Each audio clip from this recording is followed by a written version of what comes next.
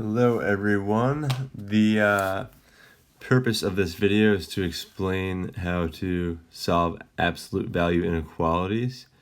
And I'm going to focus on how to decide whether to use a conjunction or a disjunction and how you know fundamentally what to use. So I'm going to draw two separate number lines in this video. This first one is not the solution to this inequality. This is just to help us figure out how to set up the two different inequalities that we're going to need to solve in order to get the solution to the absolute value inequality. So I'm going to start off by labeling the quantity inside the absolute value var's Q for quantity.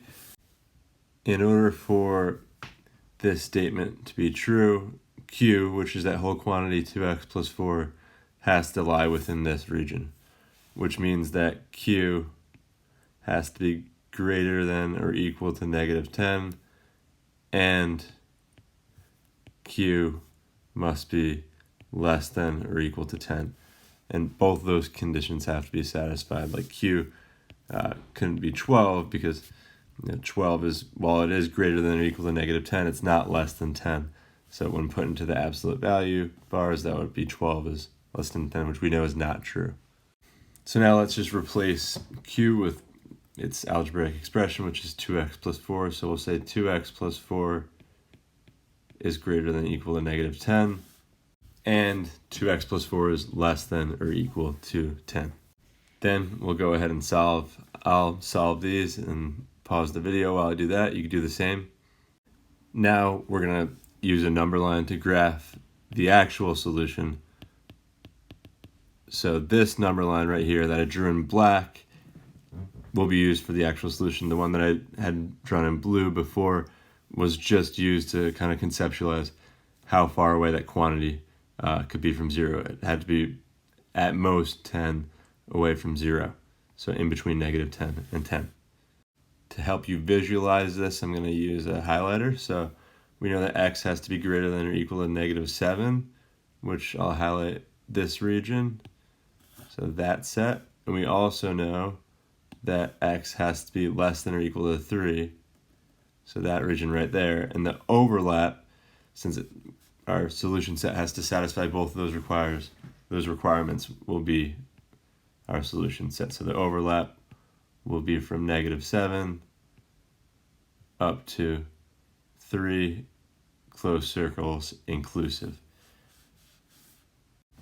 Using interval notation, that would look like this: -7 to 3 with closed square brackets. Or we could write that -7 is less than or equal to x, which is less than or equal to 3. I hope this video illuminated a couple of things. Mainly, one thing I think people struggle with is knowing when they're dealing with a conjunction or a disjunction.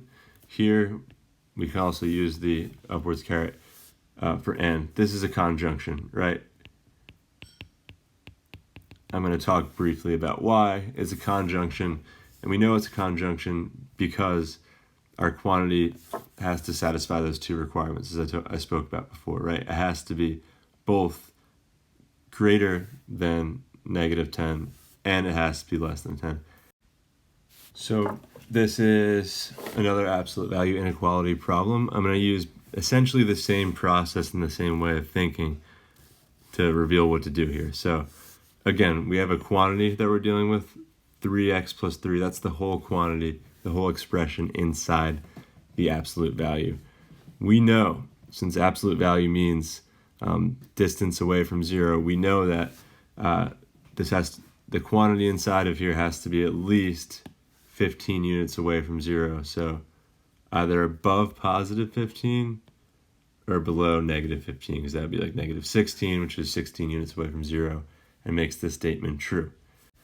So that quantity has to be, as I wrote in red there, less than -15 or greater than +15 in order to be true.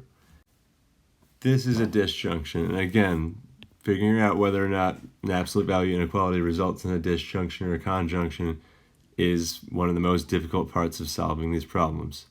The way I think about it is this.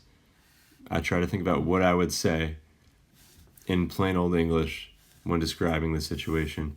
And I would say either the quantity is less than negative 15, and then or, keyword being or, the quantity is greater than 15.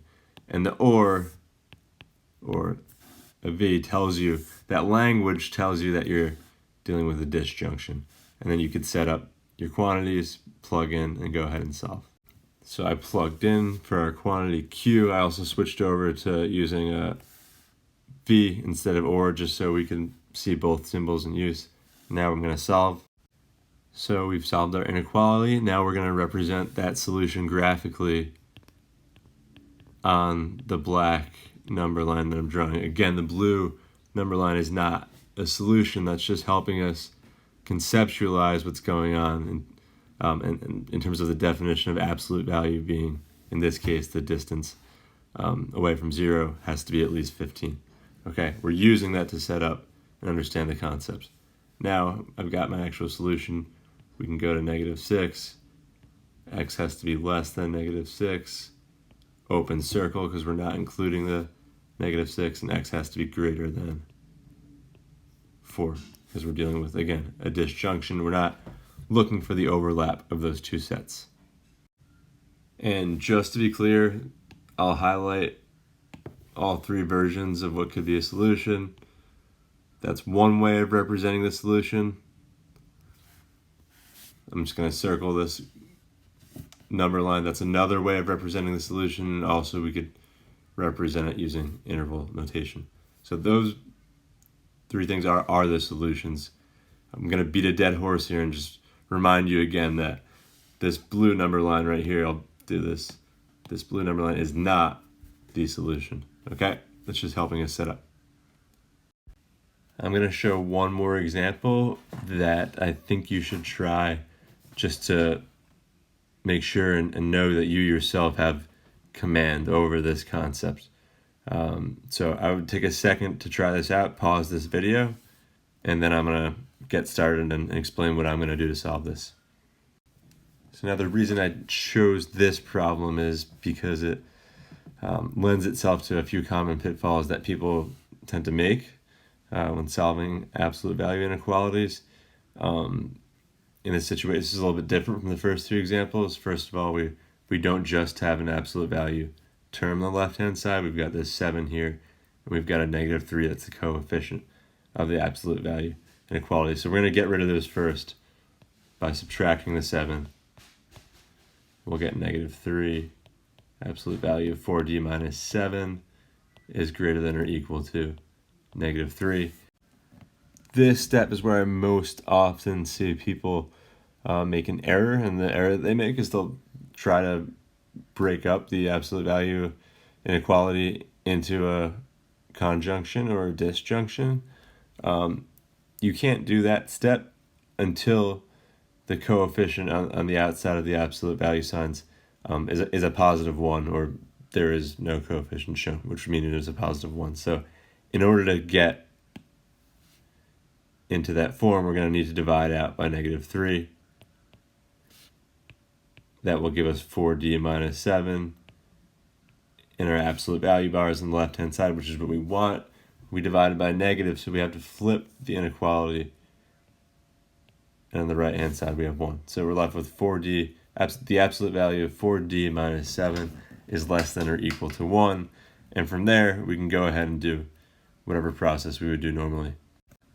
So, like we did in the past couple of videos, I'm just going to make a quick sketch. We know that we want the quantity to be a distance of 1 away from 0. So here's 0, which means that quantity has to be above negative 1 and below positive 1.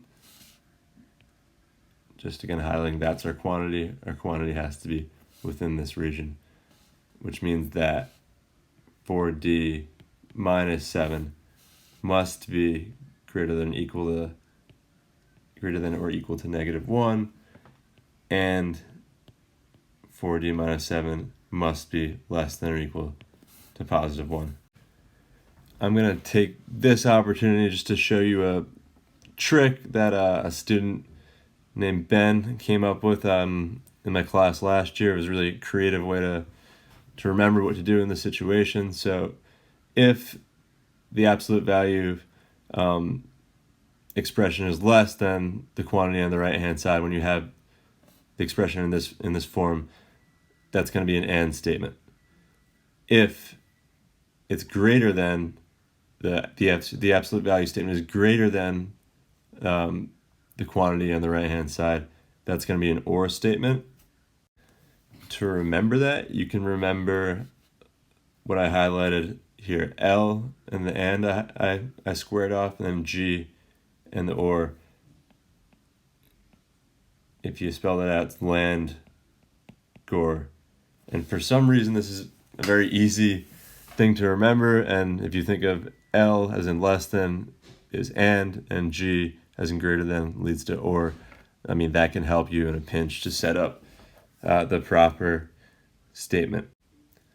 But moving on, let's just go ahead and solve. So you should get that D is greater than or equal to 3/2 and D is less than or equal to 2. On our number line, whoop, screwed that one up. Let's try that again. On the number line, that would look like this. We'd have 3/2 and 2, and this is less than or equal to, greater than or equal to, so that's inclusive. So here is our solution graphically. And last but not least, our solution using interval notation. So that concludes this video. I really hope it helped you understand this concept of how to break an absolute value inequality down into either conjunction or disjunction, and then solve from there. And hopefully helps you practice solving conjunctions and disjunctions and compound statements with inequalities as well. Thank you for watching.